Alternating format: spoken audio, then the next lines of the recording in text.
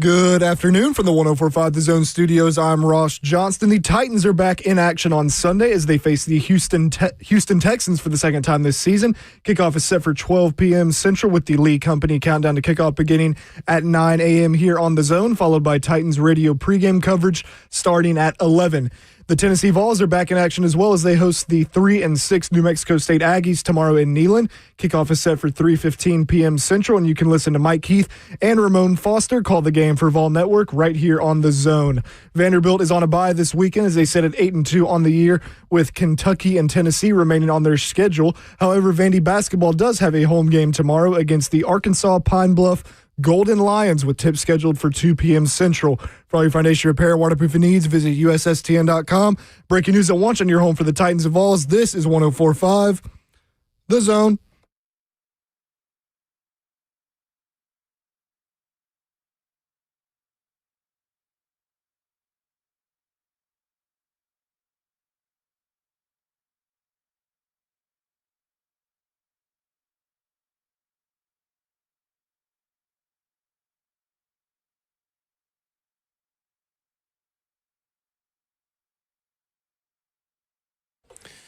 Happy Friday. It's Cover 2 with Blaine Bishop and Zach Lyons here on 104.5 The Zone, powered by All Four Seasons Garage Doors. 615-737-1045 is the number. And Blaine, did you watch the game last night? The Jets versus Patriots? Oh, yeah. Did you actually watch it? I was watching. It was on. Yeah. But, I wasn't watching detailed. I was watching Fields and, just different. Oh, Brownlee. Yeah. I saw him get the penalty for slamming somebody. I was like, oh, great job. To be fair, that guy was wrestling to get it free from him. Sometimes you just got to do what you got to do. He had done the same thing the game before, I think, or the 2 games before. Another game that I saw. It was a Titans game. They didn't call it. They didn't call it. So. But the reason why I asked is because I'm at the beginning of football season. I'm one of those people who's like, I'll watch any football game you put in front of me because I've missed it for so long. Now, after watching 9 weeks of the Tennessee Titans, I can't watch other bad football teams play football. I mean, I got enough. I got 9 more games of bad football to play. I have to motivate myself to watch games now. It has to be somebody I'm watching. So first and foremost, I play with Aaron Glenn, so he's a friend of mine. So I want to watch to see how well he does. Then Tyler Barron is the defensive end for the Jets, and Moore, your guy from Alabama, is their safety, and they were all out there. Yeah, I heard I listened Moore, on the way home, and I heard Malachi Moore a couple of different times. Yeah, so that was my incentive really for wanting to watch Brownlee, and then naturally Vrabel on the other side and watch Drake May to see if he's really a MVP, worthy type player, and he showed it. And then Fields, I was thoroughly disappointed in. He was missing guys open. The reason I asked is because I listened to it on the radio after we recorded Football North afterwards. I listened to it on the radio. That was it. Once I got home, I didn't even care to watch it because I'm just not. Typically I don't watch it, but I definitely tuned out. But it wasn't a lot of stuff I didn't want to watch. But all these, of course, Mike Vrabel wins. He goes 9-2, Coach of the Year. Drake May, MVP. Jarvis Brownlee Jr. has 2 penalties in the game and all this stuff. And so it's a bunch of, like you said, a lot of the little Titans. Former Titans storylines. And, of course, you know what that means. Mike Vrabel wins a game. That means that Titans Twitter, and everybody has to talk about how the Titans shouldn't have fired Mike Vrabel and all that kind of stuff. Course. And at this point, I think I'm just uninterested in what Jarvis Brownlee Jr. does, what Mike Vrabel does, and all that stuff, because I'm more worried about what's going on in our kitchen. Oh, yeah. Like, I'm much more worried about what's on our plate, what we're cooking for dinner. I'm not worried about what my neighbors are having or my someone over in the other town is having anymore. And I just think that I think Titans fans become so obsessed with their exes.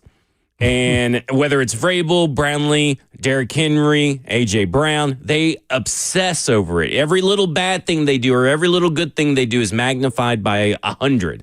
And I'm just like, it makes being on Twitter during games like that just unbearable. So I usually stay off of it. They're fanatical. I mean, that's why you can't even address it. I mean, that was, 2 years ago, and the team wasn't very good. Vrabel, at the end there, the last couple of years, he wasn't good. I mean, he's a good coach, but the team wasn't. So, hey, I mean, people just forget. All they remember is the good. Oh, Yeah. he was coach of the year. And they see him good somewhere else. And, hey, and I get it. Hey, it's great. He's a good coach. And then if he wins coach of the year, that seems to be a curse, by the way, coach of the year curse. So if he wins it, he may not be good for long. Yeah. What's the guy from the Giants? Giants, Stefanski's won it twice. It's a little overrated. But, hey, more power to you if you get it. Hey, man, congratulations. But, hey, he's doing a great job.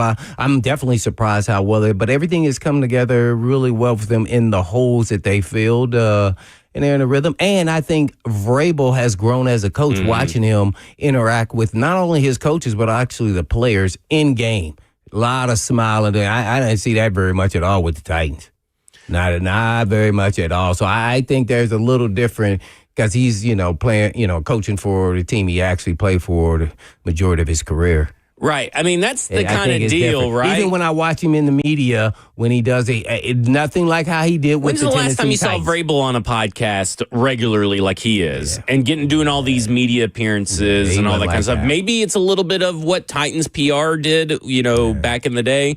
But at the same time, it goes back to I always am reminded of the speech he gave at his Ring of Honor ceremony and all that kind of stuff. And then he comes back here and he's just miserable the rest of the time. He just fell out of love with the Tennessee Titans, and his real one true love became single, and that's where he went. And I'm actually very surprised that Robert Kraft, went forward with the Gerard Mayo. I'm remember there was something contractually in his contract that you had to go do it, but you can always find ways out of it. But obviously, Gerard Mayo got fired.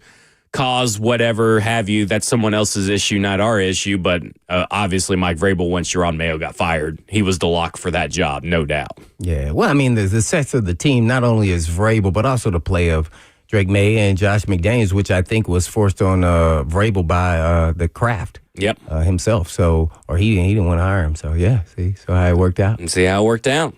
So we'll see how long that lasts, Right, I saw all those Titans coaches on the staff, though. I'll say this. Josh McDaniels and Mike Vrabel's working while they're winning. What's going to happen maybe next year when they don't have such an easy schedule, or maybe Drake May's play is not sustainable, or this or that. For any reason, you could be losing games. When you start losing games, then what's going to happen? Yeah. Then how is it going to look? That's what will be the more... What do you think about I remember you asked me this about everybody going to Vrabel's side when they played New England. Here, we did the Titans. Yeah.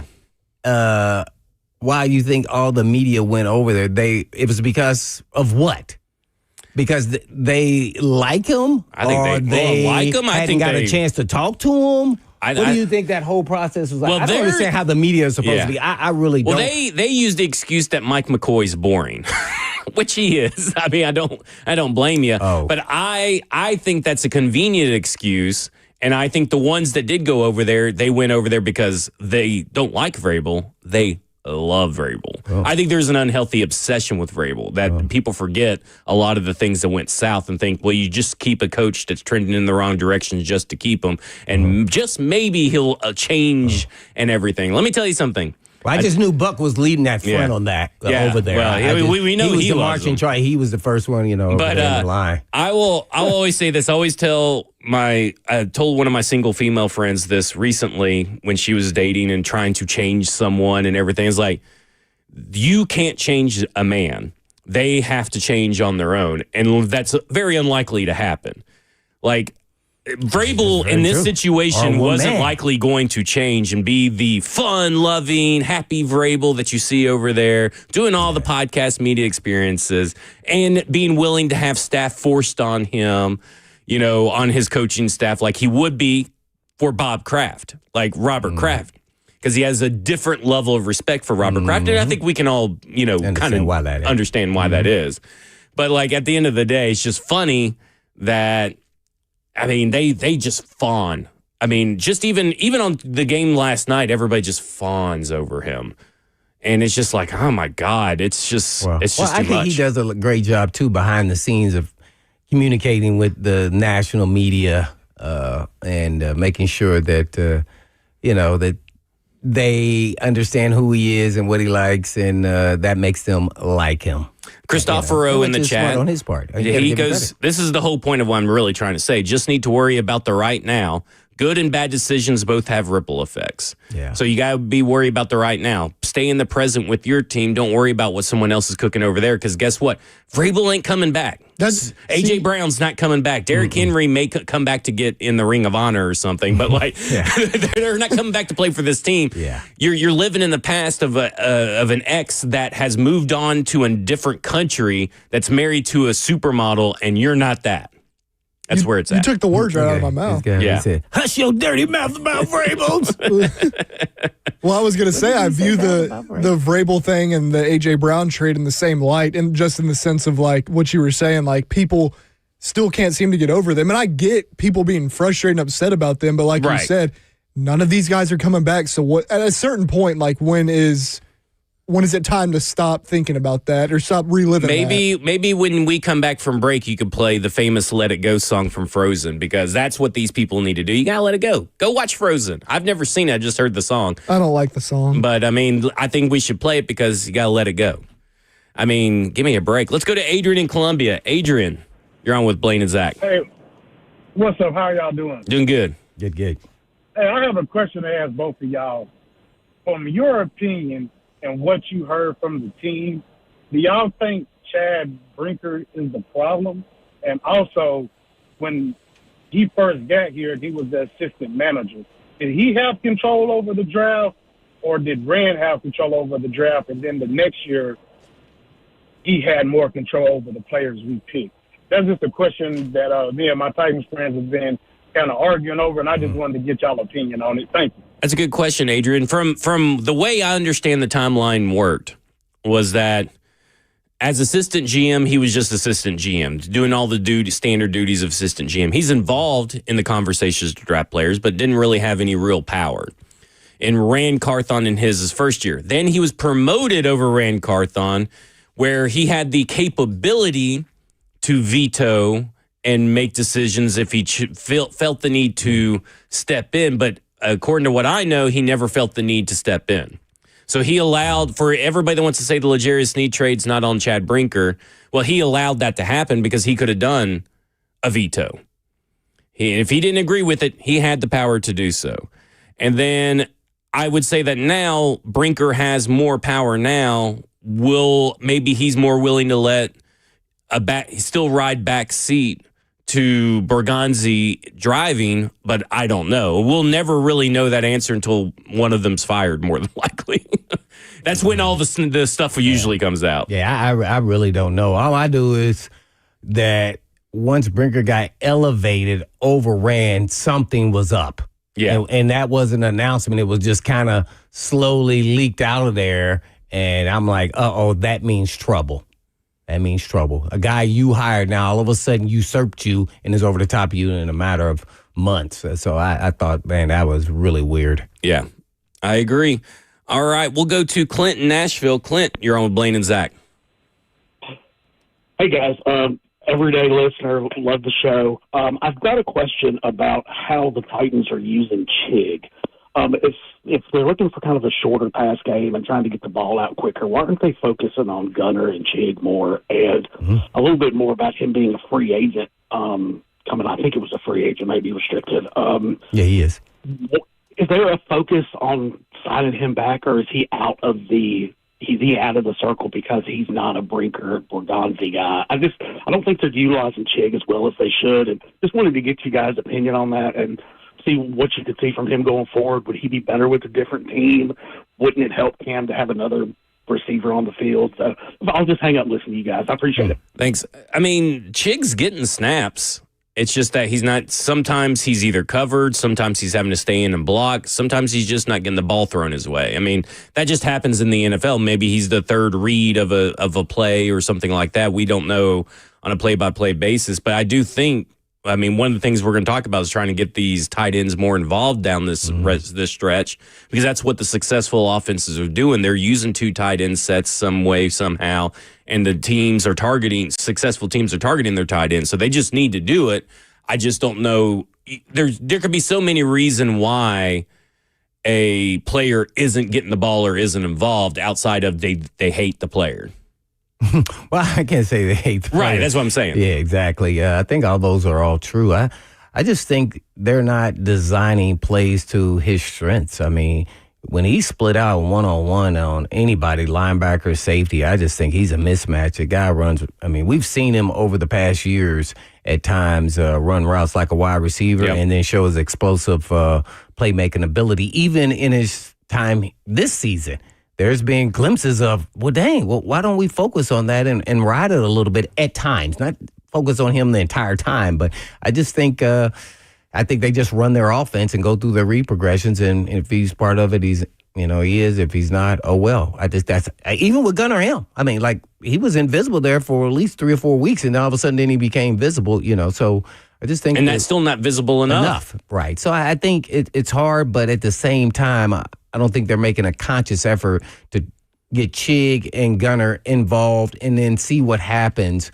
in a game when they are, kind of at the forefront of the offense in the passing game a little bit, and just see what happens. And I think the other issue that you run into with a team like this is that right now they've ran 516 plays, but they're 26 in plays per drive.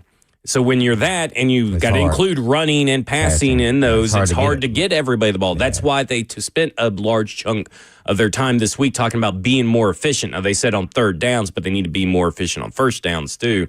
But they need to be more efficient to sustain long drives, to feed more people. And I do think that in not every offense will Chig be more successful, but I do think Chig has enough talent at this NFL level at the tight end position that he can find success in other schemes or in other teams with good situations. Oh, I think that's going to be his best bet. Yep. And then we're going to get to see naturally when a guy leaves the Titans, all of a sudden they look really good with another team. Team writing those love all letters. All of a sudden they got better. And no, they knew how to utilize them to their strengths. Yeah. I almost view Chig like, and I don't mean, when I say this, I'm not saying I think he's the best tight end in the league or anything, but I almost view him like Chimere Dike and Tyjae Spears in the sense of he's almost kind of a gadget guy. Like, he's really good with the football in his hands to where you could use this guy on tap passes. You can hand the ball off to Chig. Maybe not on the tight end around on 4th and short or anything, but no wildcats. You know what I mean? Like, they try to get creative getting Chim DK and Tyjae Spears the ball. Why don't we put that same creativity with Chig? I would agree, and I would not have that answer for you, other than they just don't do that. All right, coming up next, we'll go around the NFL with Jordan DeJaney of CBS Sports. This is Cover 2 with Blaine Bishop and Zach Lyons here on 104.5 The Zone.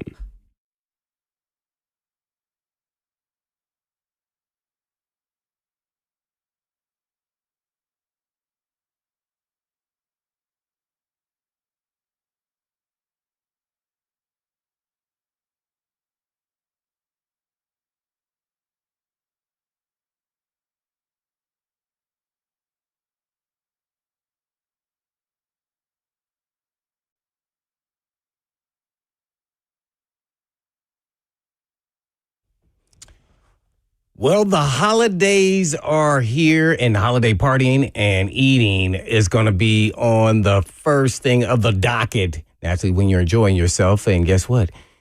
Edge Peptide could come to the rescue early and often. The approach to weight loss at Edge Peptide and Hormone Therapy is different. We make sure all patients have extensive lab work and face-to-face conversations in office with our nurse practitioners to create a customized treatment plan tailored to your specific needs.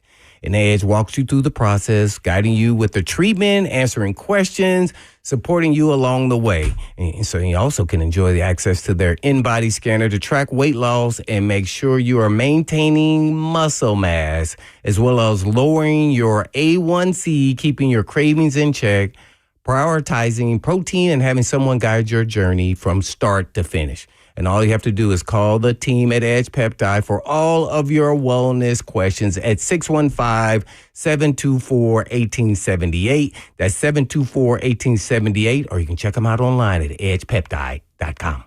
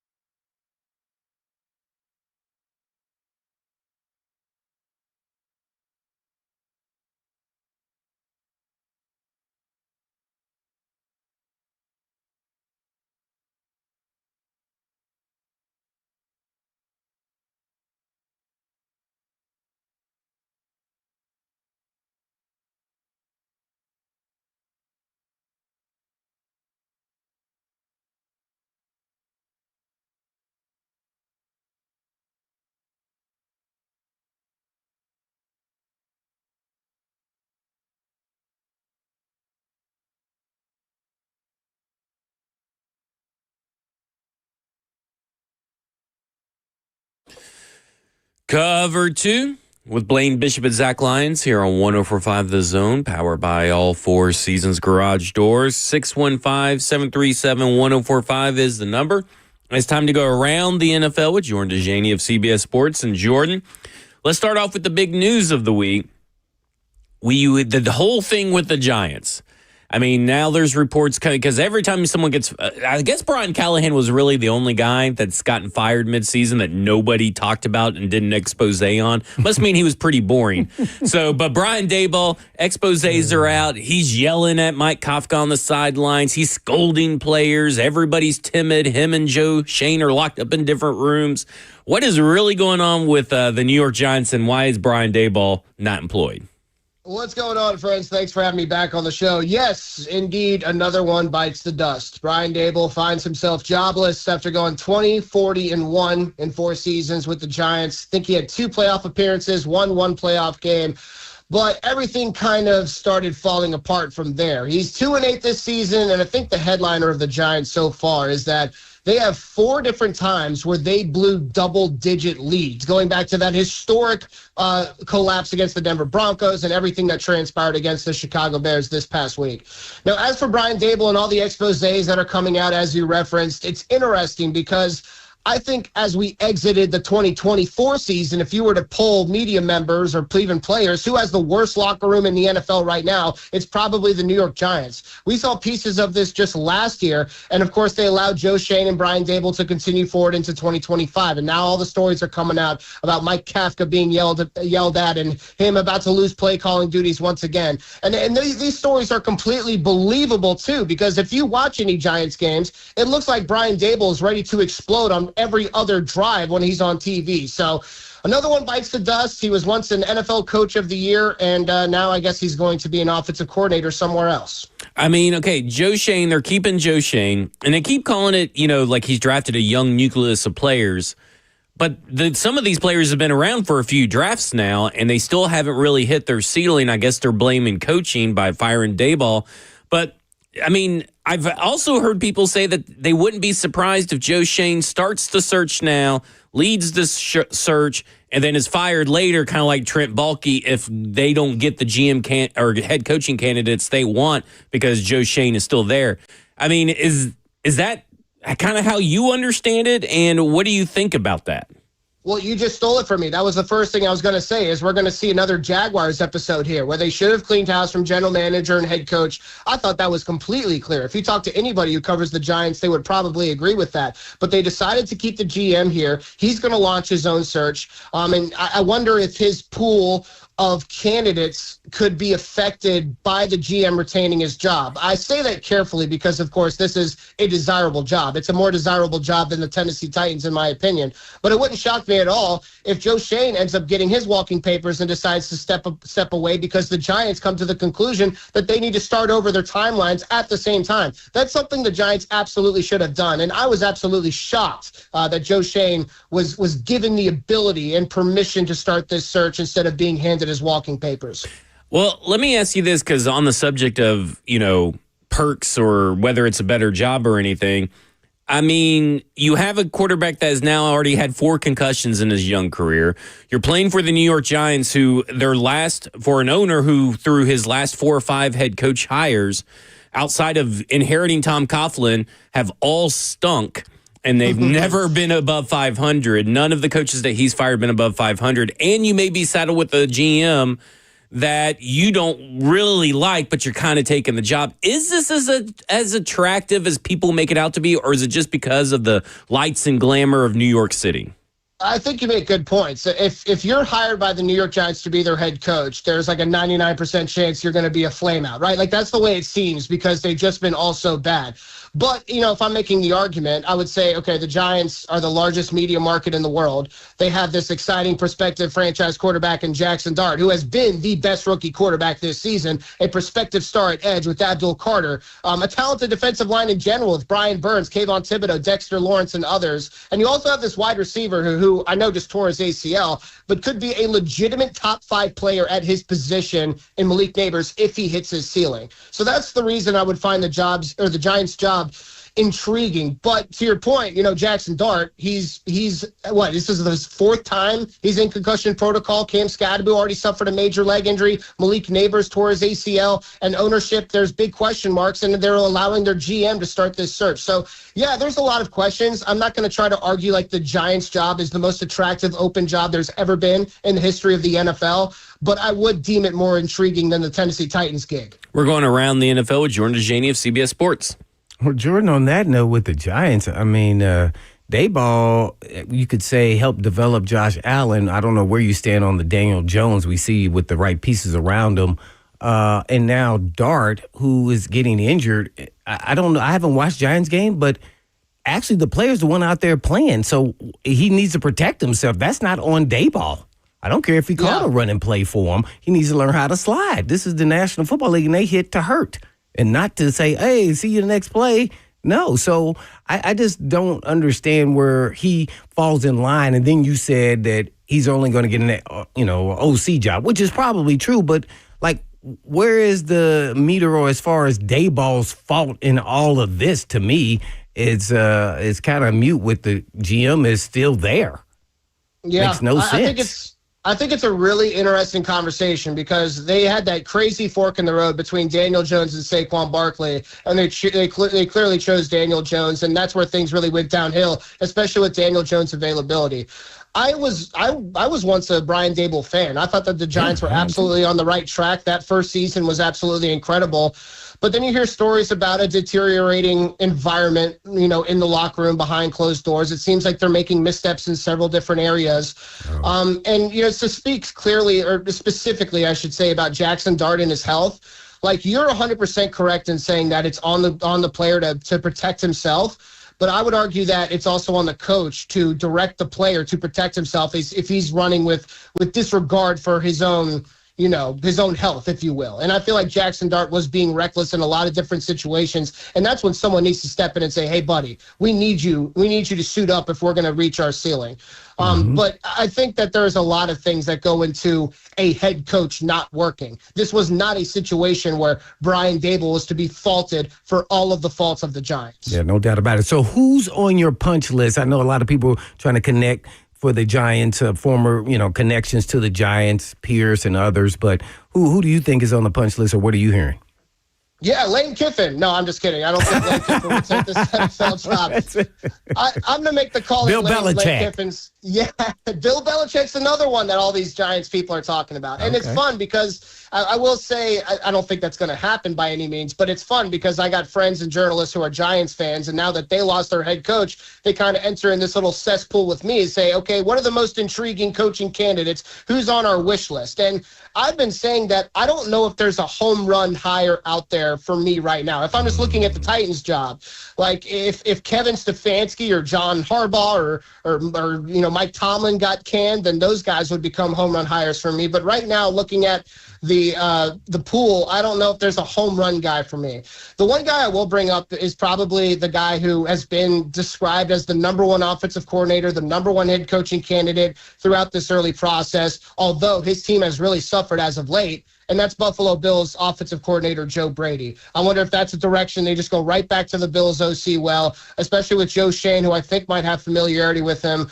That's someone who I would at least put on a list. But I really do find it interesting if one of these big guys like Kevin Stefanski or John Harbaugh or Mike Tomlin end up getting fired, where would they exactly fall in the line of power rankings for some of these open jobs, and which jobs would they find more intriguing? So I still think that the process for these head coach openings is extremely early. Our list of power rankings for all these guys is going to really change over the coming months, in my opinion.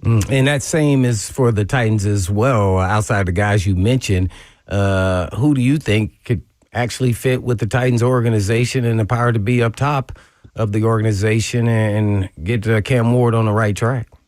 Yeah, I think that, and we've probably talked about this a little bit, but I think that one beneficial thing that the Mike Borgonzi's looking for in his next head coach would probably be experience. And I feel like that's why you hear Mike McCarthy's name a lot when it comes to these searches. And hiring Mike McCarthy would not be something that upsets me. So I would put him on a short list for sure. I'm really interested to see what happens with Matt Nagy, because that's a guy who's really been successful with his current role with the Kansas City Chiefs. He's had a chance with the Chicago Bears, and I think he was coach of the year in his first season as well.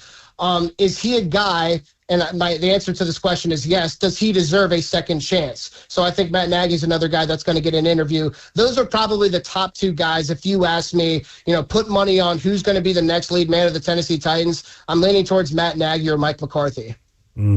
Why Zach rumbles his fingers on the chair like he's impatient. Matt LaFleur, if he became available with his relationship with the Titans, not knowing if he's going to be let go, but there are rumors there. I think it's crazy rumors. But if he is, do you think he would be a good candidate for the Titans?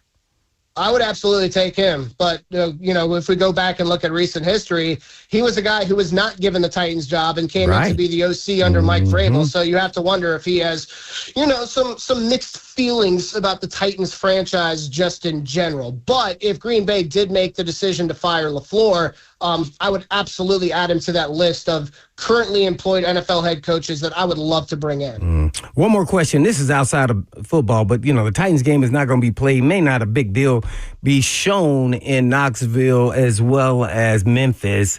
What's your viewpoint in that covering the NFL? How do you feel about that? Just in terms of where it's being broadcasted on TV? Yeah, it's not going to be broadcast there. And all the Titans games are broadcast in the whole state of Tennessee. I'm glad you asked me this, because I saw that post on Twitter from the No Context Tennessee Titans, and I thought that was a pretty funny picture. Like, the Titans have lost Memphis. The Titans have lost Knoxville. I thought it was a joke at first. I didn't know. Yeah, I mean, it shows you, I guess, how far the Titans have fallen. That's the way I'll put it. The Titans were the worst team in the NFL in 2024, and they once again appear to be one of, if not the worst NFL team in 2025. And, these broadcasting companies, they're out here to make money, and they want to do to the best of their ability to put games on TV that people are going to watch. And I don't think anyone wants to watch the one-win Tennessee Titans versus Davis Mills and the Houston Texans. Gotcha. Are you sure nobody wants to watch that game? That sounds like a fantastic game to cover great on game Sunday. this weekend, by the way. Yeah. I know Zach Lyons is going to be watching this game because plus 7.5. He put 2 whole paychecks on plus 7.5. So hey, best of luck to you. I'm riding with you. I'm love it and hoping for you. Well, we'll see what happens. You brought up an interesting name because, we talked about this a little bit. Like, if someone gets fired, they're automatically a bad head coach who never deserves to get another job. And you bring up a name in Kevin Stefanski, which I know fans are very split on. Do your sales pitch for Kevin Stefanski as Titans head coach if he were fired by the Browns. Well, Kevin Stefanski, the way I view him is he's been saddled with horrific ownership that has forced a quarterback on him that he did not want. And it has absolutely tanked the franchise. It's tanked the football team. That's how I view Kevin Stefanski. I mean, he was a 2-time NFL Coach of the Year. And I'm not trying to say that winning NFL Coach of the Year is the end-all, be-all. We've already talked about a few coaches recently that obviously flamed out and find themselves jobless. But Kevin Stefanski, I really do feel like is a guy who is a good coach and who can implement a good culture with a locker room. I understand that maybe the offensive stats are not there, but again, I really do feel like the decision to give Deshaun Watson all of that money at that juncture in time was basically a death sentence. So I would love if Cleveland ended up firing Kevin Stefanski. I think there's evidence to support that just to move on to a new era and make him available for the Tennessee Titans, because I think he's a valued offensive mind who really showed what he's worth with the Minnesota Vikings. And I think that he's someone who could get the most out of a young quarterback that was worthy of being selected with the number 1 overall pick. Are the Eagles the most dysfunctional 7-2 team you've ever seen in your life? I mean, they're winning games, but they all hate each other. Guys, how did it take us this long to bring up A.J. Brown in this interview, right? Like, this was the story of the week, in my opinion. And it's the story of the week for a couple different reasons. One, when I listened to that Twitch stream, which, by the way, I'm 31 years old. I don't want to listen to another Twitch stream in my life. It was terrible. But all those comments he said, man, I was shocked. I was like, is this really A.J. Brown getting in the headlines again for being negative? And sure enough, it was. But the really surprising part was on Wednesday when he went to the locker room and addressed reporters, he did not apologize. He stood by what he said. He said, if anyone who has eyes can see my situation, the offense is not firing on all cylinders, and I've not been a major contributor. So I thought that was noteworthy in itself. But here's the other part about it too, is that I don't think he's necessarily wrong. I don't look at A.J. Brown as this aggressive malcontent that Philadelphia needs to deal with. I think he's correct when he talks about that an offense needs to be efficient, because if it's not and it's relying on its defense to win games early in the season, they're not long for the postseason. They're not a team that's going to be able to make the not just make the playoffs, but make a Super Bowl run. So I agree a little bit with A.J. Brown, with what he's saying and the inefficiency of the offense. But at the same time, when you're a star wide receiver and you're making headlines as often as you are, that's not a good thing. Well, I guess lastly, man, I know this is kind of off the cuff. You had a chance to do a little research, but who thus far through the NFL season was the best offseason signings? I'm gonna start with Sam Darnold. So I don't know. That's who comes to mind. That's how I came up with the question, though. Well, I mean, Daniel Jones would be in that mix too. Daniel Jones or Sam Darnold. Yeah. And I mean, Sam Darnold, real quickly, I think he's been the most efficient quarterback in the NFL. He has 9.92 yards per attempt this season. That's the highest by any quarterback in 71 years. And he ranks, I think, he has just 228 passing attempts, which ranks 25th in the NFL, but he's the most efficient passer in the NFL as well. So I would say Sam Darnold may be the edge over Daniel Jones right now. But, man, let me tell you, I think that this Seahawks-Rams game could end up being the game of the year. 2 7-2 teams, divisional rivals, maybe a preview of an NFC championship game. It's undoubtedly the game of the week. Yeah, we got Tampa Bills as well as another big game, too. I'm like, man, this is a big weekend for the NFL and games. But with that being said, worst offseason signing. Please don't say Moore Jr. You took one from me. That's a good question. You have to give me a couple options on that one, because if someone's the worst offseason signing, potentially they're injured and we just haven't been talking about them. So I don't have one off the top of my head, to be honest with you. All right, that will do it for us. That's Jordan DeJaney of CBS Sports. We went around the NFL with him. Jordan, enjoy the football weekend. Hey, thanks so much, guys. Appreciate you. No problem. All right, coming up next, an interesting name popped up this morning on theathletic.com about some Tennessee Titans head coaching interest. We'll talk about that person when we come back. This is Cover 2 with Blaine Bishop and Zach Lyons here on 104.5 The Zone.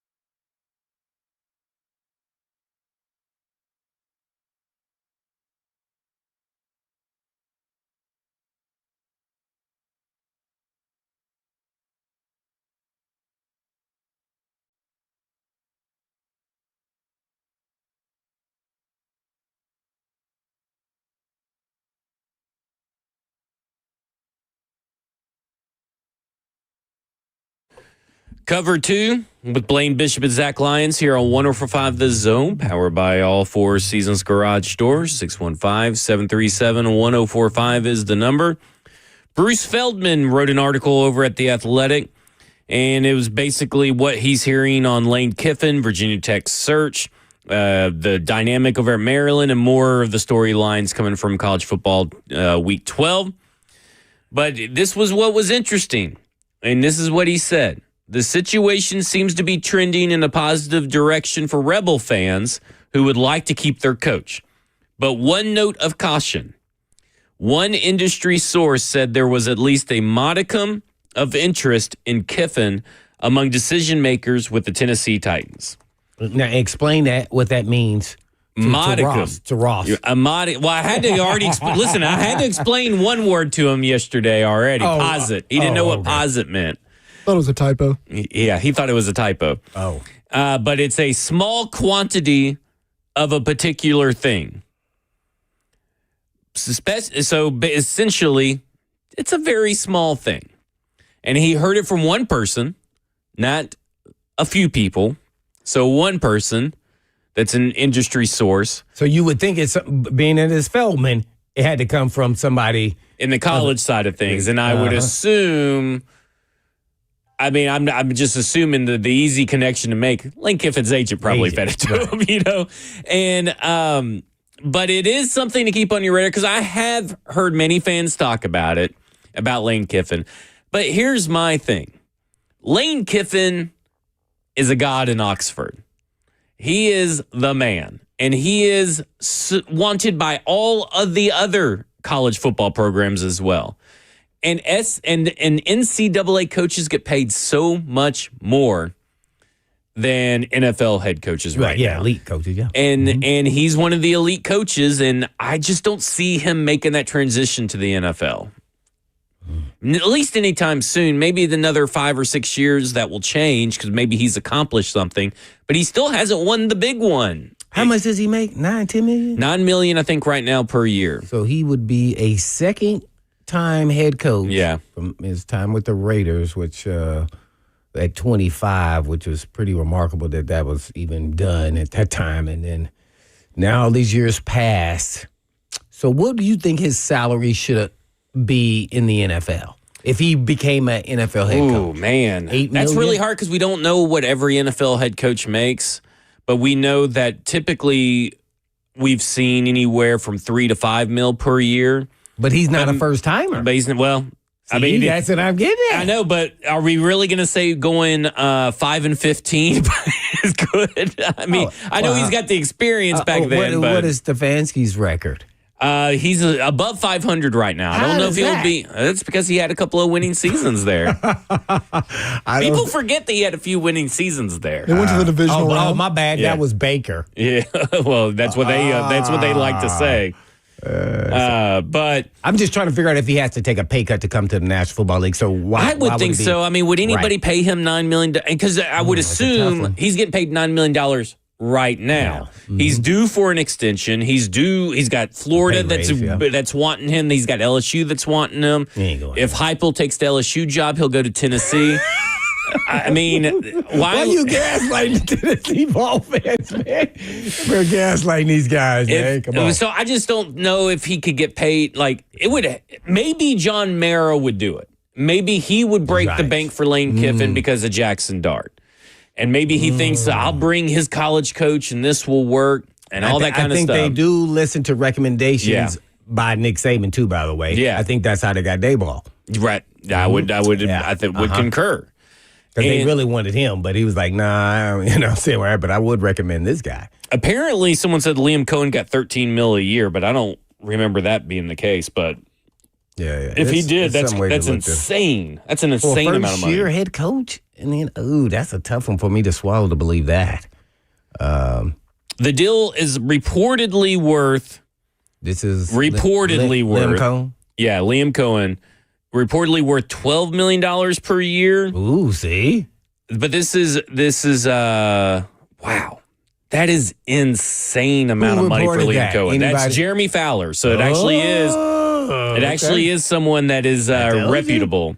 So now the numbers have gotten up there, and would he take 15 to be an NFL coach? That actually makes him, for the record, in the same article. Okay, maybe I've been off on how much head coaches get paid. He's the 10th highest paid coach in the NFL. Liam Cohen. So maybe someone would be willing to pay that money for Lane Kiffin. Maybe I need to open up my mind to the possibility of some of these other coaches. Maybe the NIL stuff is starting to But I would hope if he does it, I think Lane Kiffin wants to win a national championship as the head coach. Yeah. So that's the motive. Now, do you go leave if you don't get it this year and go to NFL, or do you stick in it and say I'm a stick with Ole Miss, got family here and everything else, and I think we can do it here. And he will be, a statue will be there at Ole Miss of him, for years to come. So, and then take the shot at the NFL. I don't know how he thinks, but he's definitely a guy that a lot of people fond of, even though he hasn't been in the NFL, very successful, at least with the rate, which were years ago. So let me ask you this, though. Man, I Lane think that's Kiffin would be great for media. Oh, yeah. For radio purposes and media purposes and interviews. It'd be so fun. On social media, on Twitter and everything. He pokes everybody, man. He's funny, really, to be honest. I kind of like it. I just can't. I'm still getting over the fact that the Jaguars decided paying Liam Cohen 5 years, $12 million per year when he was only getting $4 to $5 million per year with the Buccaneers. I mean, they way overpaid for Liam Cohen. That's a lot of money for Liam Cohen. Wasn't it something he was about to back out and then maybe that? Yeah, maybe that's what it was. Oh. Because remember, Robert Saleh was supposed to be taking the Jackson. He was flying to Jacksonville to take to at least get the final interview in for the Jacksonville Jaguars head coaching job. Uh-huh. And then, remember, Liam Cohen was supposed to sign his deal with the Bucs, and he kept not signing it, and he kept evading them like he was in witness protection. It was bad business too. And then he decided to fly and cover at night, and then they called Robert Saleh, and that's how everybody found out that Liam Cohen was getting the jobs, because they called Robert Saleh, telling him not to show up because Liam Cohen's coming to take the job. That adds a little bit extra fuel to that fire, by the way, that rivalry between them two. It definitely does. Yeah. Definitely. Mm-hmm. Yeah. Yeah, I forgot all about that. Yeah, that's kind of crazy. That was good. But also good recall. Yeah, so these guys are making money. So I guess so. They're making a lot more money than I thought they were. Now let's look at the Titans on the other side of this. Yeah. Well, they're cheap. No. No, I'm talking about their hiring process. Yeah. This doesn't fit what they kind of hinted. Yeah. Connection? Well, Where's the connection? Well, no connection, mm-hmm. right? That's what he kind of alluded to. Yeah. The experience, it depends on how much you're going to weigh the 2 years year and 4 games that he was at Oakland, plus all of his Ole Miss head coaching experience and college coaching experience. And his Tennessee experience. Yeah, and his Tennessee experience. What was that, 1 year? Yeah. Yeah. Yeah. 7 and 6? Yeah. Then he left in the cover of Night. So we'll see. I mean, I don't know. This is all... I'm just not expecting Lane Kiffin, and I understand why people would be excited about it. I just don't know if I could get excited about it from a football perspective, but I'd definitely be excited about it from a radio perspective. I think I would be. I think he brings some excitement for me, just because you don't know what you're getting, what it's going to look like. Offensively, he's going to figure out ways he's going to scheme some things up, but how quickly he can do those adjustments in an NFL game, which is a little different than college, fascinate me. But I think he's kind of on that par of somewhat of a genius on the offensive side. I know a lot of people use that term loosely, but I don't. I think he is. And so that would be interesting. Yep. Mm-hmm. People would pay attention to the freaking Titans. I know that. Whether win or lose or draw, Lane Kiffin, he will make that happen. Yeah. It just on GP, just because he's going to mess with on social media. Yeah, he's going to say something to us. It doesn't matter. He's going to do it. And he's going to have guys have an air about him, air of confidence that probably we've never seen as a head coach for the Tennessee Titans. Who's out, who's not? We'll talk about that coming up next for the Tennessee Titans versus Houston Texans. This is Cover 2 with Blaine Bishop and Zach Lyons here on 104.5 The Zone.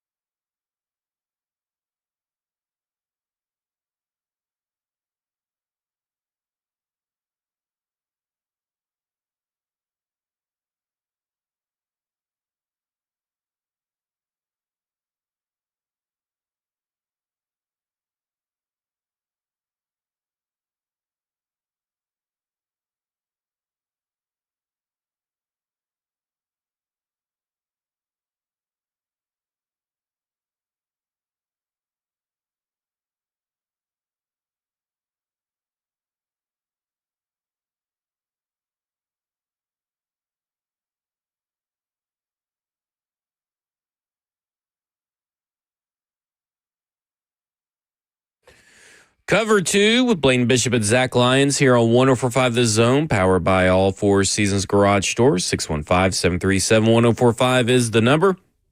We're also broadcasting live from the 104.5 The Zone Circus Sports Studio. Kentucky's largest sports book can now be found.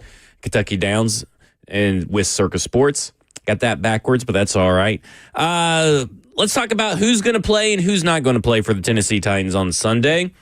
We have out Xavier Woods and Bryce Oliver.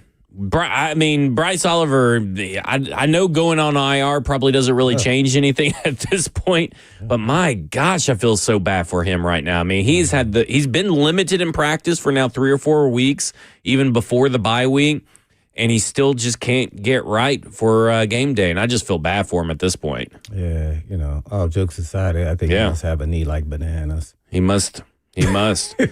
I mean, man, it must, boy, something, you just don't know how some guys heal.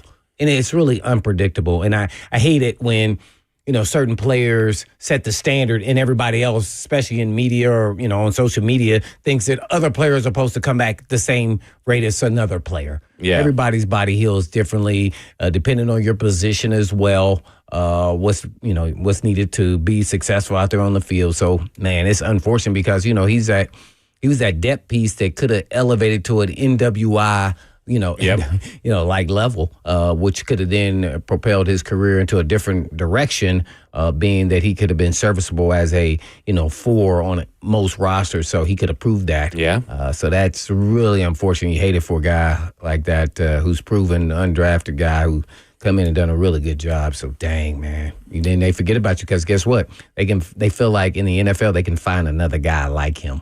Yeah. And that's that the sucks. part. Yeah, it's and a new regime coming in, right? Like, I mean, he was part of Brian Callahan's, regime with and all that. Now he survived Mike Bergonzi and all that kind of stuff. So maybe he can survive again. Because I would love to see more Bryce Oliver. I'm going to see him down here to stretch the last 4 games, hopefully. That would be great. Fully ready to go. So they want to see him, healthy and see what he can do. Maybe they're holding him back just to make sure he's all the way there. I have no idea, though.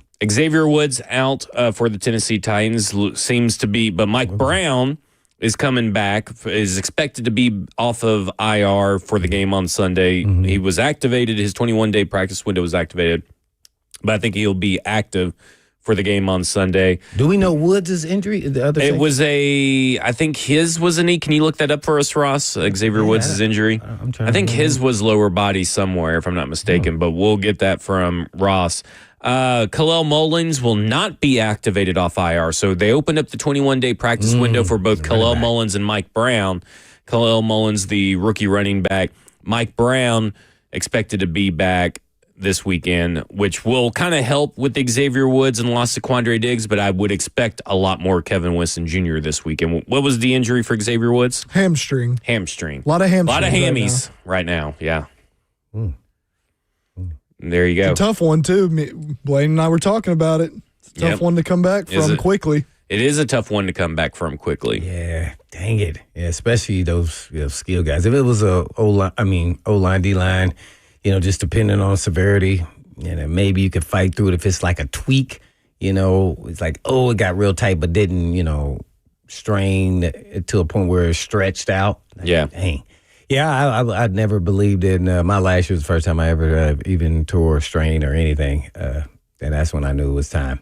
that's to me, it's just now it happens more often than not, but in my era it was a little bit different. Eric Reed in the F&M Bank chat, Twitter, YouTube, Facebook Live, going back to your earlier point about everyone's recovery time being injury, he says, to Blaine's point, Adrian Peterson had everyone thinking that's how you're supposed to recover from an ACL injury. Yeah. Yep. You see, everybody sees one guy doing, they're like, well, why can't you do it? Yeah. And it's just, all bodies are different. Yeah, no doubt. And then he was a running back, so that's what he made more amazing because people hit him in the knee. And on a Winston Jr., he may now start opposite I would Hooker. think he would start. I think so. I would be very surprised if Mike Brown got the start over him. Especially he's been out. Yeah, he's been out. Jarek Reed is a guy they signed off of the practice squad earlier in the week. So those will be the 2 backups most likely, right? I would say so. I feel like there's a third safety, Kendall Brooks, is still Is he probably active right now? floating around. I'm not sure if he's active, but I know he played the last game at the Chargers. Yeah. But I would expect it's going to be Kevin Winston Jr. I don't know if they've officially named that yet. I think that's just the expectation going in. That was really loud in my ear. I thought something was popping.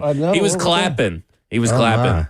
Yeah, you just destroyed my one eardrum. You probably scared everybody in their cars listening right now. Good. Let's wake them up. Wake them up. Midday fatigue. Wake them up for that plus 7.5. We're excited Friday. about Kevin Winston, man. We are. Oh, absolutely. I can't wait. I want to see how much he improves each and every game. Oh, man, it's fascinating to watch him. We should see more, not more Marcus Harris, depends on how much a nickelback plays, but that's another guy, another young player to keep an eye in the on. nickel now. Yeah, he's in the slot, which I thought was very weird because he didn't play in the slot all. I don't know. They're nothing. Hey, he was out At there. least he's on the field and he was fine. He was competing against Yeah. the Chargers. I mean, he had a nice breakup on Ladd one play. He's competing out there. Oh, he's Yeah. got some tools now, Yeah, obviously. But it's just funny because he wasn't playing slot, all off season, and now he's playing slot. Yeah. So I don't know. It's kind of what me and you thought he was more a little bit of that. I know he has that straight line 4.3 speed or whatever it is, 4.4, but I just think his size tells you that he's height-wise that he's probably more inside than outside. But As far as other players, interim head coach Mike McCoy didn't commit to defensive tackle Jeffrey Simmons playing on Sunday. This is according to Jim Wyatt. When asked if he's optimistic, McCoy said he's optimistic about everybody, and that everybody includes Arden Key, Calvin Ridley, and Jeffrey Simmons. So he's optimistic about everybody. That's the most coach speak I've ever seen in my life. So we'll see. I would assume. so Jeff is not playing? They went from clapping to Yeah, they booing did him. that applause yesterday at practice. There's that clip, everybody standing up applauding him I like don't you know. were Kevin Winston Jr. I think he might be playing. I think he's a true game time decision if I had to guess. But I wouldn't take him not practicing today is the indicator I get. I wouldn't say that that's a definitive he's not playing just because of how Friday practices typically are. But So how would you take that? he's trying to get right for the game and probably extra rehab today. They might think is better for him than practicing. He went out and practiced, I'm assuming, for a certain amount of time. well, he left during the team stretch period. So he just went out, then left during it's team stretch, right? I believe so, yeah. So he didn't practice at all. no. I mean, he showed up in his pads, made an appearance, then went back in. I'm going to inform Ross that Friday's practice is probably the most pivotal practice day because you're not only doing the red zone and then you recap Yep. all of first and second down, and then you also emphasize third down. So Well, that yeah, is a pivotal day to miss.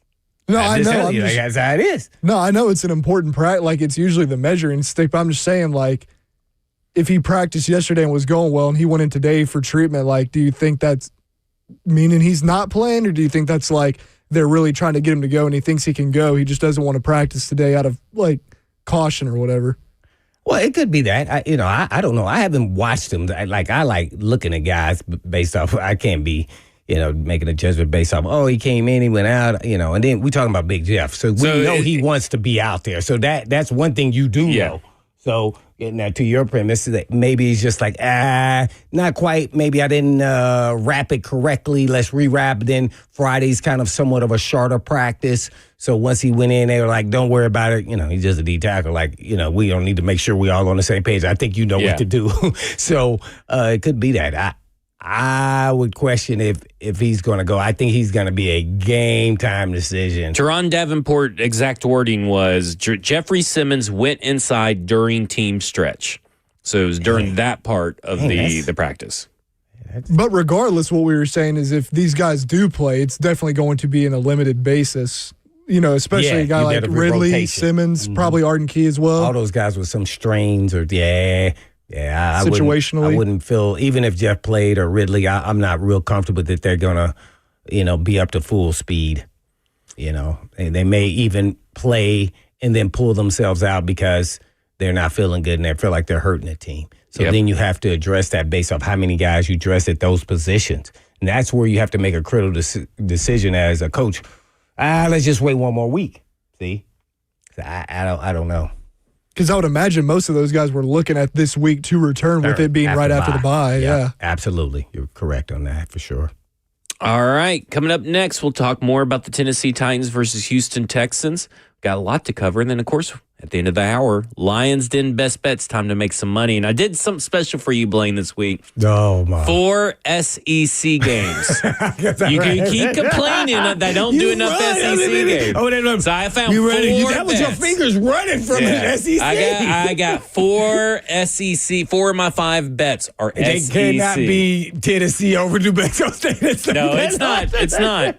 Is the fifth Ball State? I don't even know who Ball State plays this week. Don't they play Brett Kern's alma mater this week? Next week. Oh, that's next week. There you go. Got to bet on that one next week. Maybe I will. All right. We'll come up next. We'll continue talking Tennessee Titans. This is Cover 2 with Blaine Bishop and Zach Lyons here on 104.5 The Zone. Chirp, chirp.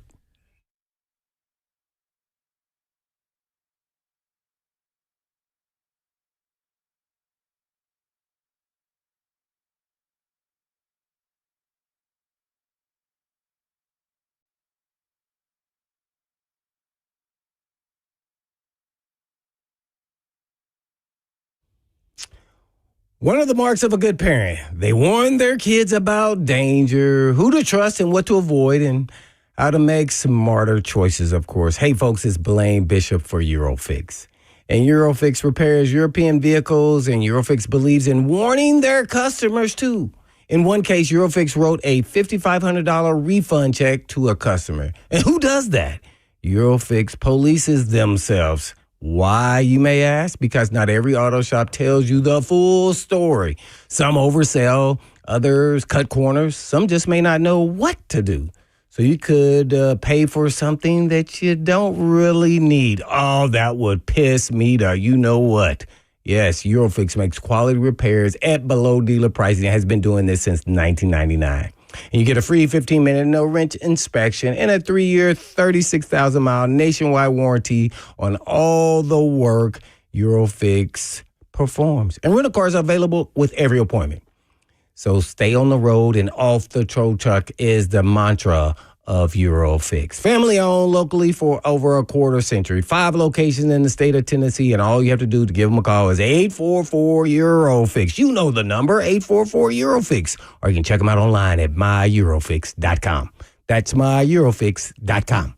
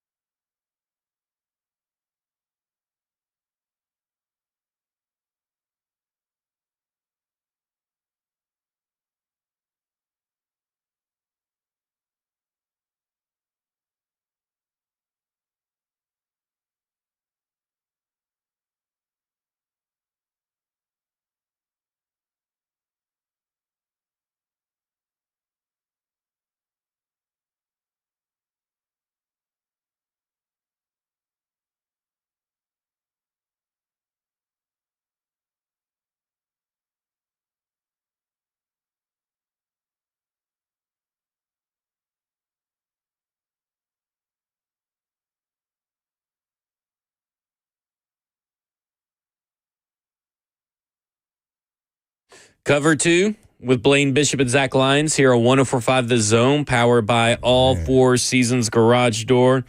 615-737-1045 is the number. There's an article floating around by Teron Davenport over at ESPN that he put out this morning. I think I understand what he's trying to say, and I'm not trying to put words in his mouth or anything, but it's, of course, caught fire. And he's talking about the overall how has the number one pick fared so far, a look at the up and downs of Cam Ward. In a paragraph, he says, Ward is known for his tendency to hunt for big plays, which is why he pleaded with Callahan back in April to add a deep passing concept from his college days called, quote, four verts. Called four verts.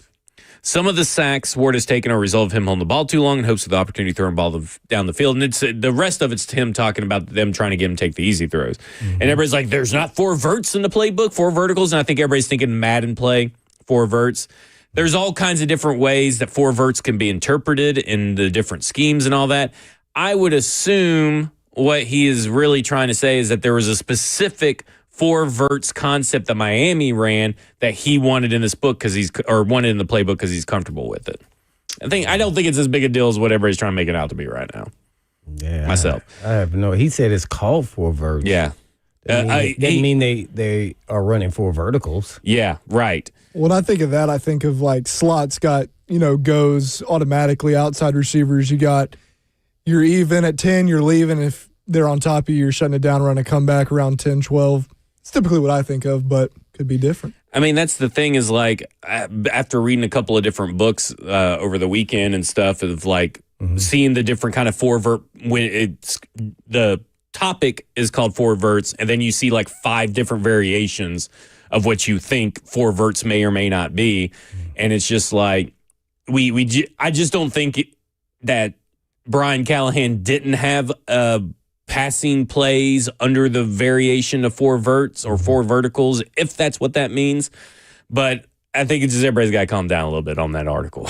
It's not that big of a deal. That's really what I'm trying to say. Now, if Brian Callahan didn't have four verts in the playbook of any kind of sort, then it becomes a big deal. But I'm fairly certain we've seen variations of that even last year. They ran it against Denver some at the end, did they not? I thought they did too. So, I mean, I think it was even in there. Was it successful? What? Take a guess. I listen. I don't know if there's a playbook or set of plays that have been successful for the most part, but I just think that it's being taken a little bit out of context and just wanted to calm the waters. Didn't he say the same thing though in the training camp? Well, yeah, he did say that. Get this. References that? Yeah, I don't know, maybe, but he did say Brian Callahan and him, and even Brian Callahan said that they were going to incorporate some of the stuff he did at Miami into the playbook and all that kind of stuff. And I mean, typical, I would say, stuff you do typically.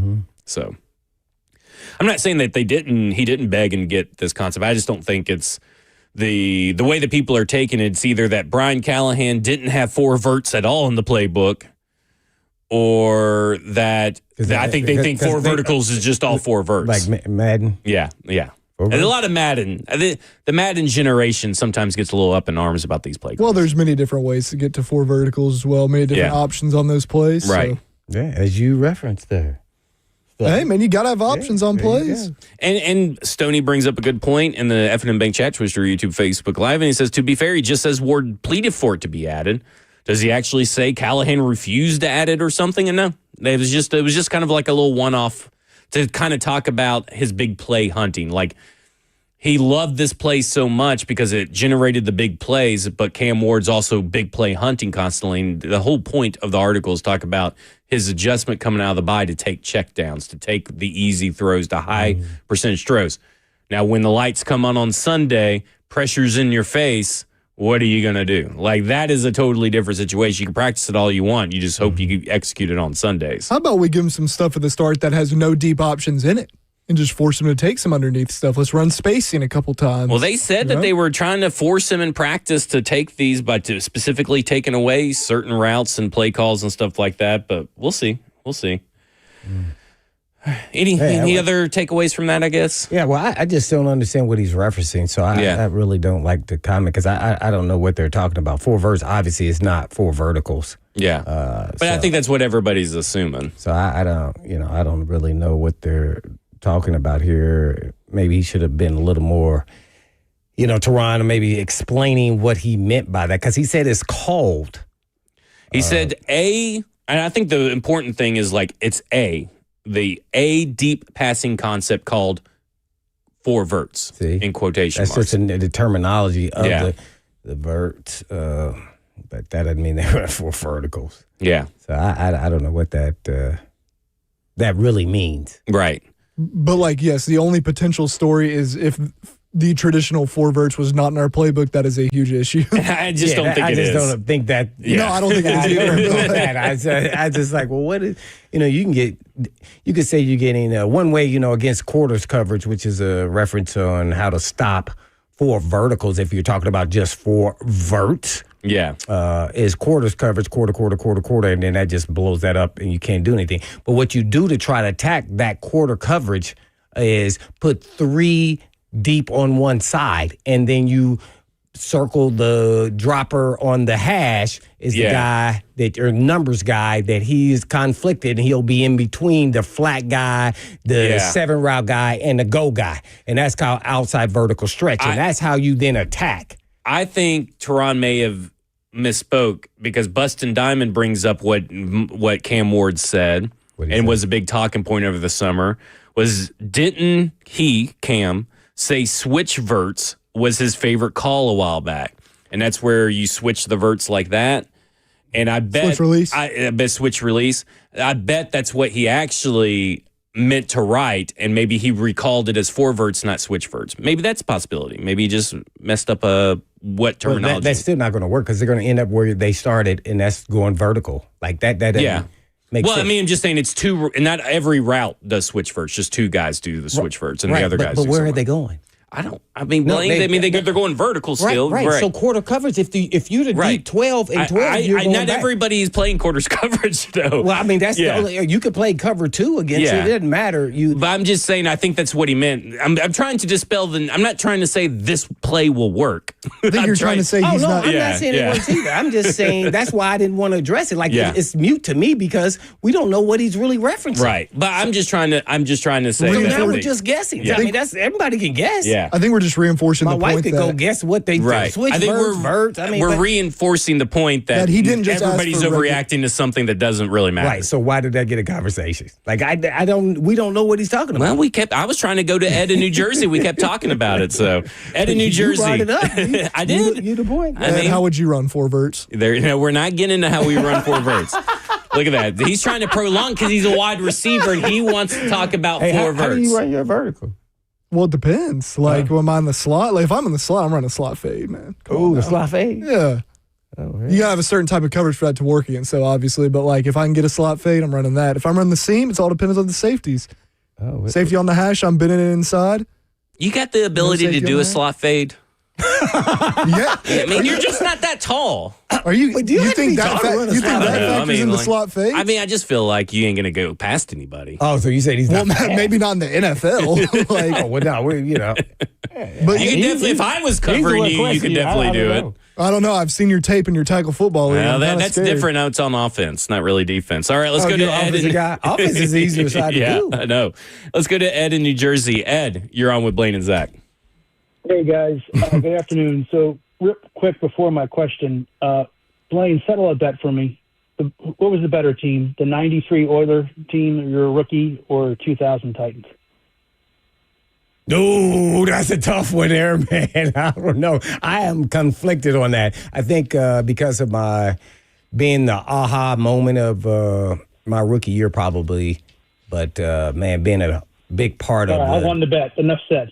Yeah. That was going to play it off. I was theoretically a backup, and so I would say that team.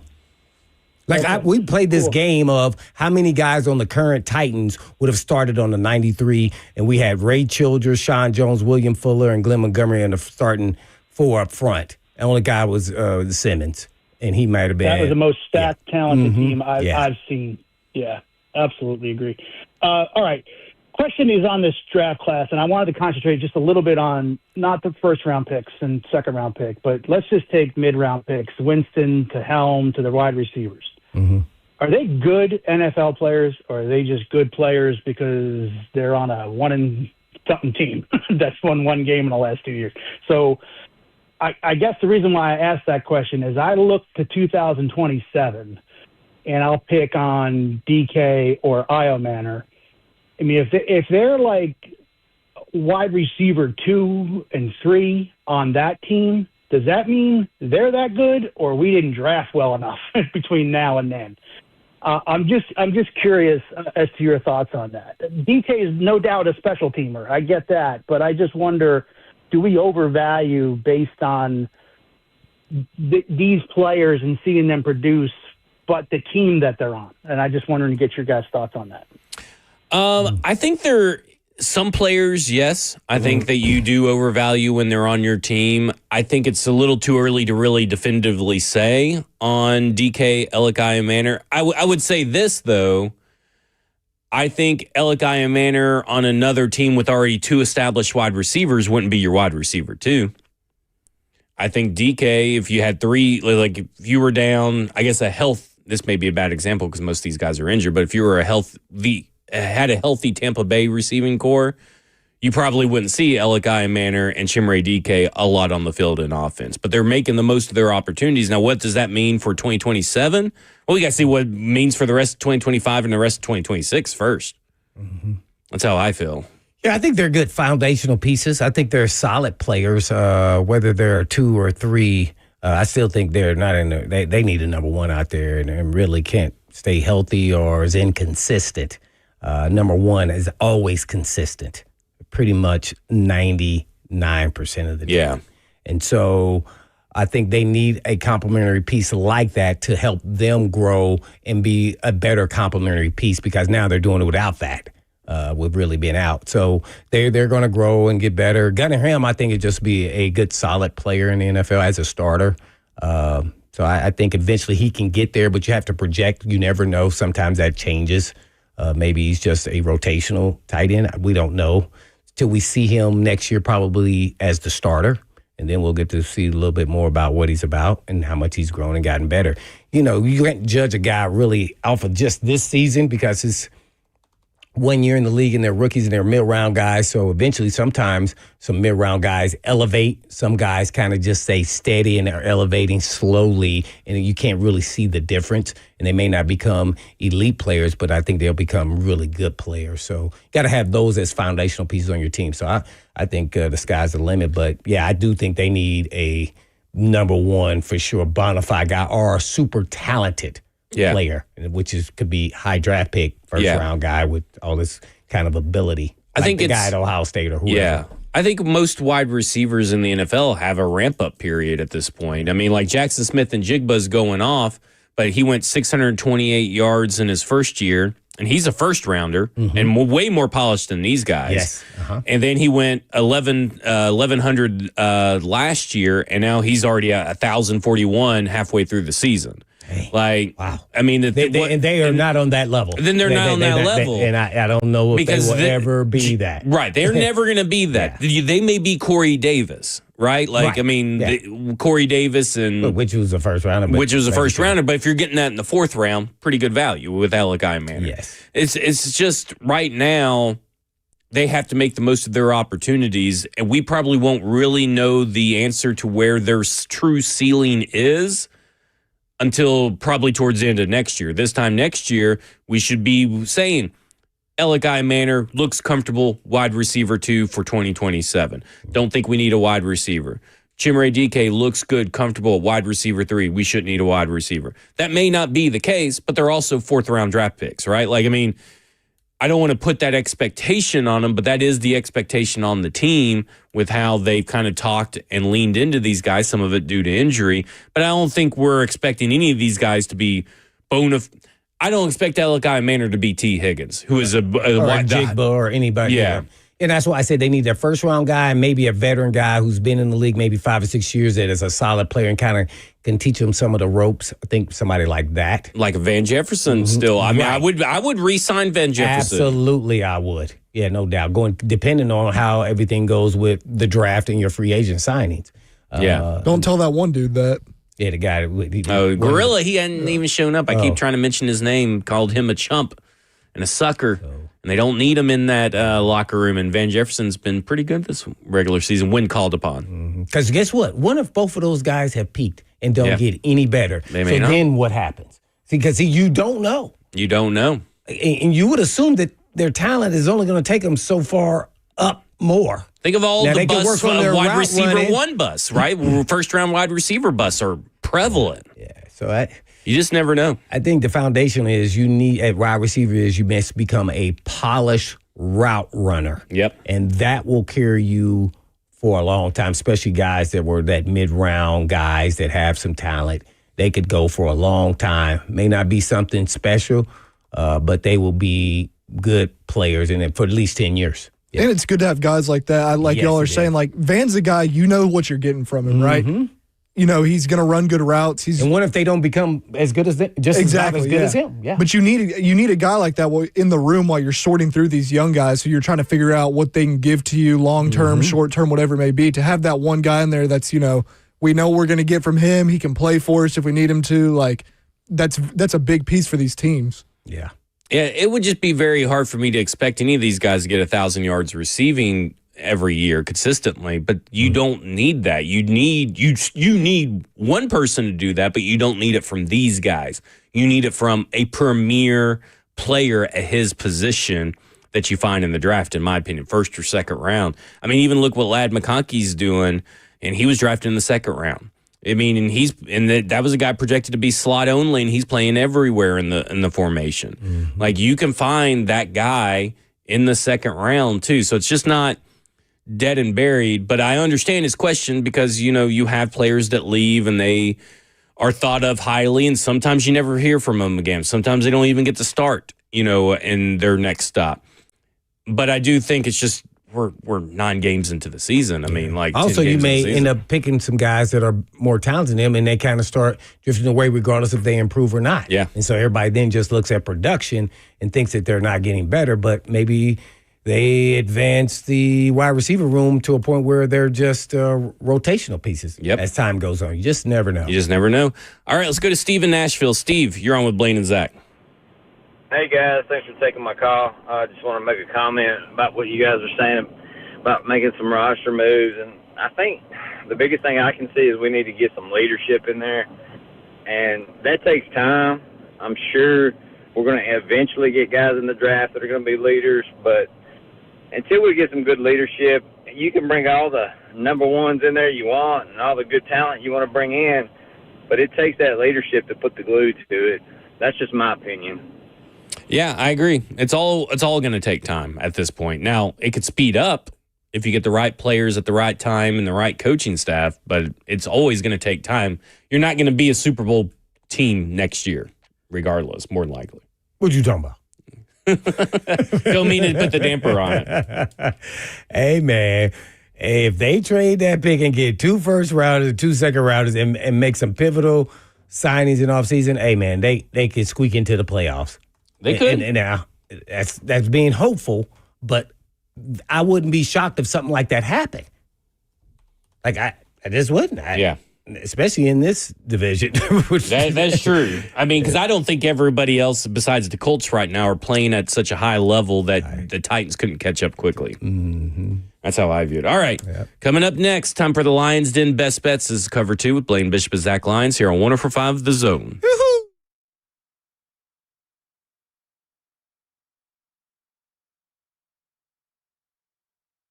Let's face it, buying a vehicle should be straightforward and stress-free, and that's exactly how Two Rivers Ford has been doing business for decades. This locally owned dealership has a non-commissioned sales team whose only focus is to find you the right vehicle at the right price without the pressure. So you'll actually have a fun car buying experience. Great prices, easy financing, and a non-commissioned sales team. Two Rivers Ford, the South's most trusted Ford dealer.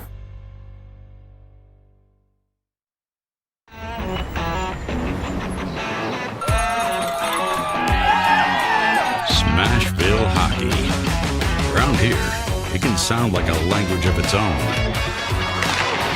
But hey, if you can pronounce Demumbrian, then names like Yossi, Shea, Marchessault will roll right off the tongue. Nashville Predators, only in Smashville. One of the largest sports books east of the Mississippi, Circa Sports Kentucky, is now open. Catch all your favorite games on an 80-foot screen with stadium-style seating and live VSiN broadcast daily. Circa Sports, now open at the Mint Gaming Hall, Kentucky Downs.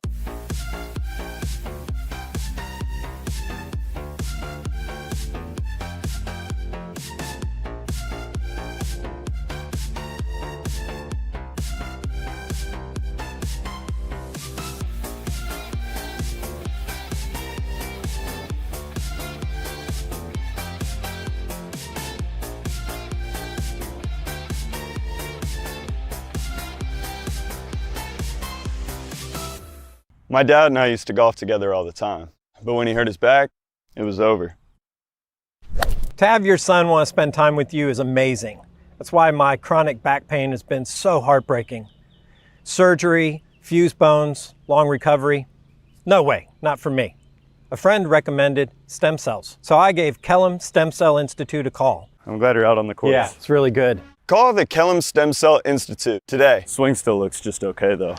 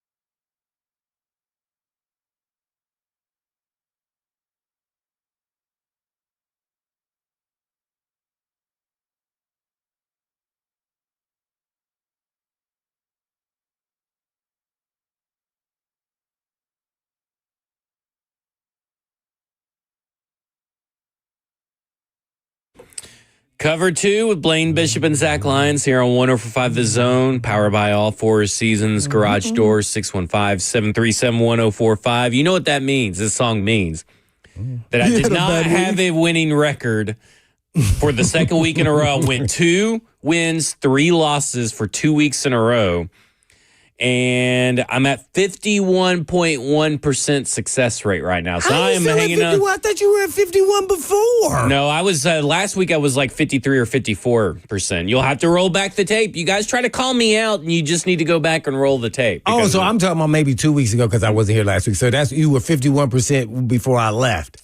No, I was, that's what you said. 54, 55% before you left. Because what he said, he was just a little. He's just been on a slight decline the past few weeks. I've been on a very slight decline because it got boosted because I went 4 a couple of weeks ago, I got 4 right out of the 5, but the last 2 weeks, 2 out of the 3 or 2 out of the 5 last 2 weeks. I need a different song if you go below 50%. I'll have to think of It's something. going to be very sad. I mean, I don't know if there's, what you can put out there, but it was pretty bad. But here's the thing, is I'm feeling pretty good because I'm calling Blaine's bluff. I'm going with 4 SEC games. Oh, yeah, you didn't check it out. Yeah. Are there tough games this week? Oh, there's some tough games in here. This wasn't. This is the tough stuff. Welcome to the big leagues. This is the big league stuff, Blaine. Okay. So let's do it. Let's cue the music for the Lions Den Best Bets.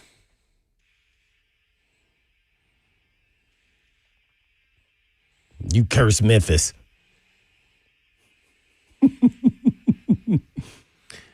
All right. You guys ready? We're going to start with the biggest game of the weekend. I'm taking the Texas money line against Georgia. On the road in Athens, I'm taking the Texas money line. I was listening to Lucas Panzica on the way in this morning. He said Texas is killing quarterbacks. All the sacks are coming in on Texas, and I'm feeling an arch revenge game. I heard over the bye week, he learned how to work a microwave, so everything is clicking for them over at Texas. So I am taking Texas money line. Oh, so you go that's big and bold, right? That's a big step for you. All right. I am also going to put my money where my mouth is from a couple of days ago. I guess it was yesterday. I'm taking Tennessee Tech plus 21.5 points. Oh, that's all that. That's all that there. That's all the difference between them and Kentucky. Okay. So if the Kentucky beats them by 22 points, I lose. That's a good one though. So I mean that one there is. I mean that could happen. Yeah, I'm feeling based that off one. Of Kentucky's history. Yeah. I'm going then with another road dog. I'm going with Arkansas money line. I thought about taking the points, but I was like, screw it. Let's get bold and crazy this week. I'm taking the Arkansas money line. They're on the road at LSU. It's just an 11:45 a.m. game. Maybe the LSU crowd really ain't going to be into a game against Arkansas. I'm feeling Arkansas. Oh, these are the ones you went after? Arkansas money line's pretty big. They're underdogs. What do you think on this? The Arkansas at LSU at 11:45. I just like bench picks quarterback. At least he went after some big name instead of Ball State versus Hofstra. Hey, Tennessee Tech's got some love. Well, I mean, they put up a lot of points, so that wasn't a big stretch. And Kentucky always played the mid-major. Always finding a way to hate on the Lions in Best Bets. This is a true fact. You even said it. Kentucky always played those mid-major teams kind of 10 win, 10, 14-point wins. They try to slow it down, run the football, don't make mistakes, win it because we were just more talented. I may sprinkle a little bit of money on Tennessee Tech money line separately. Just saying. What are you betting on, FanDuel? FanDuel. They don't. I can't do Tech and Kentucky on DraftKings for whatever reason. Yeah, but I'm going to tail the rest of your picks because I like where this is going. All right. Over 49.5 points between South Carolina and at Texas A&M. And I think Texas A&M is going to do what they did last week and just carry most of that 49.5. And I'm just keen to keep betting the over with them until they lose. So I'm taking that. Just keep supporting Marcel Reed, man. Yeah, the local hero here. A lot of local flavor on here. Then finally, this is not this is my last game. So are you going to finally help Memphis out or curse them? They're already cursed. Non-SEC game. I figured I'd just stay away from non-SEC game. Penn State minus 7.5 at Michigan State. Oh, at Michigan State. At Michigan State. Is Michigan State still? I mean, who's their coach? I don't even know. I know their quarterback's Aiden Childs. I forgot the name of the coach for whatever reason. But I don't know their coach either. They'll fire him too. Maybe. I don't know. Oh my. Where did Aiden Childs transfer from? Florida. But whoever he transferred from is who the head coach is there. Oh. So there we go. I mean, that's a pretty tough slate. But a pretty fun one if you're big in the SEC. So there you go. You stepped up to the big boy. I think plate. I stepped it up this week. This is the first time I'm tailing you. Look at this. First time he's tailing me. He believes in me. I parlayed the 4 because I obviously can't do Tech Kentucky on DraftKings, but I parlayed those 4. It's 10 to win 276. Let's have a weekend, boys. Let's do it. See? Let's do it. Blaine? Oh, no, I don't gamble. I don't gamble. Oh, by the way, we should have asked Jordan DeJani about the NFL sending out reminders to the PA about all these prop bets and everything and what they can and can't do in the National Football League. That means someone's been doing it, right? Uh-huh. Yeah. Zach wouldn't survive in it. I would not survive it. Yeah. Real quick, Tennessee Titans, of course, are down 5.5. 5.5 underdogs at home. You should have got it at 7.5 when I told you about it on Wednesday. Did you? I did. No, you didn't. Yep. We're going to have to see the book. Show us on FanDuel come Sunday after the game. And then the over-under is 37.5. I think they're going to go over 37.5 points. Not the Tennessee Titans, but them combined. Right. I just want to throw that out there. That's low-key more dicey to me than taking them in the point. I don't know. Where do the Texans defense rank? Number 1 in scoring defense. Defense? Yeah. But I'm talking about... number 1 in yards as well. I just don't know if the Titans may be able to get them. I just don't know if they can put up even 20 points. There's been like 4 or 5 times that the number 1 defense and the last offense have played, and most of the time they've gotten boat race. But the last time it happened, the underdog won. The Jets beat the Rams with like Aaron Donald and all those guys. But did they have a bye week before? I don't know, but see, they had an extra week to prepare. That's what makes me a little nervous. That's what I'm saying.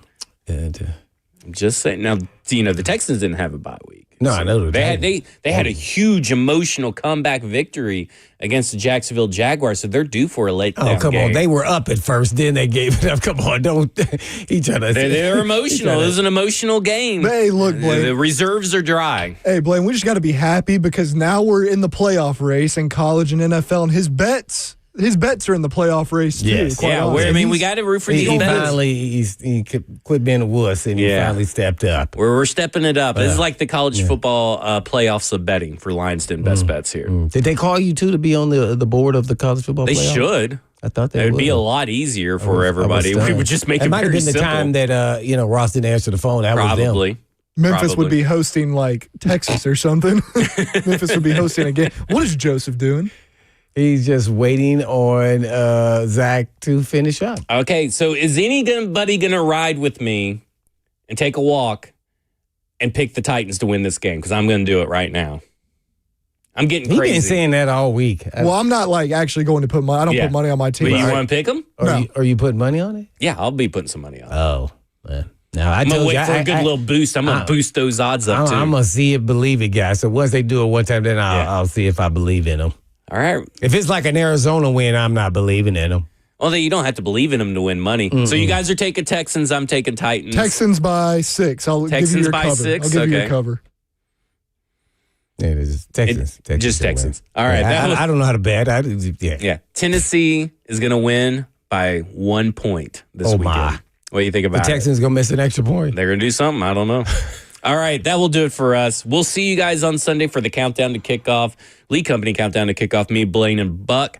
Other than that, this has been Football and Other F Words. Or no, it has not been Football and Other F Words. Dang. That's last night. This has been covered too with Blaine Bishop and Zach Lyons here on 105 The Zone. And in the meantime, and in between time, peace. In the Middle East.